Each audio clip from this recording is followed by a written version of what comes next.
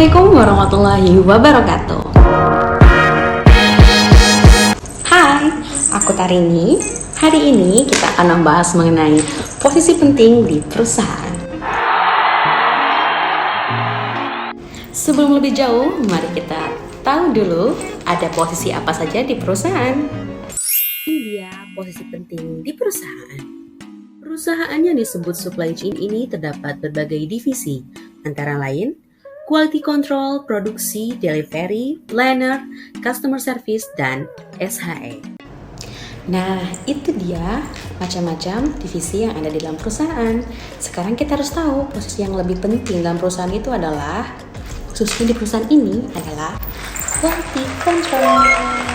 Kenapa?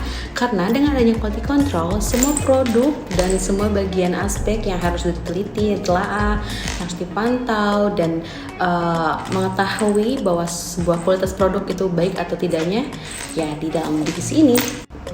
Untuk mengetahui kompetensi apa saja yang harus dimiliki oleh seorang quality control, ini dia. Ini dia job desk dari QC atau quality control. Seorang quality control memang harus sangat cermat, teliti, dan berkompeten.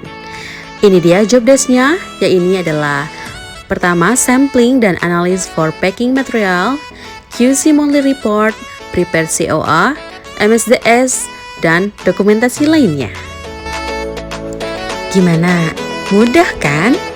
Atau sulit? Kamu mau tahu apa saja yang harus dilakukan untuk masuk dalam kriteria quality control? Kita lihat. Setelah mengetahui bagaimana peran dari quality control di perusahaan, berikut adalah requirement atau kriteria yang dicari dari perusahaan terkait quality control.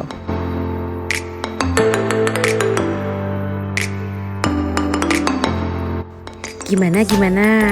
Apakah kamu sudah tertarik?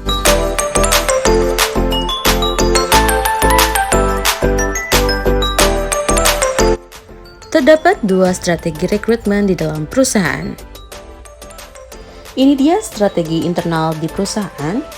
Jika ada anak magang di QC, karyawan kontra, karyawan yang pernah bekerja sebelumnya, dan memungkinkan dari divisi lain yang selinier. Ini dia strategi eksternal, antara lain membuka iklan di LinkedIn, mencari dari outsourcing, mencari dari pihak ketiga atau headhunter, dan membuka iklan dari media sosial lainnya. Ini dia cara mendapatkan best talent. Pertama, kamu planning dulu, lalu screening atau mencari dari pihak ketiga, lalu mendapatkan beberapa karyawan yang dirasa sudah oke, melakukan HM interview, assessment, dan final interview. Setelah mendapatkan final interview, didapatkanlah beberapa kandidat untuk dipilih.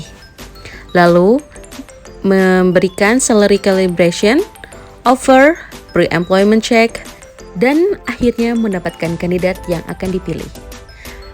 Lalu, mendaftarkan via Workday, dan probation evaluation selama 3 bulan bekerja. Nah, itulah video singkat mengenai kompetensi seorang quality control di dalam perusahaan. Sekian penjelasan dari saya. Mohon maaf bila ada kekurangan atau semua hal kata-kata yang tidak mengenakan. Saya izin pamit. Saya undur diri. Saya Tarini. Bye-bye.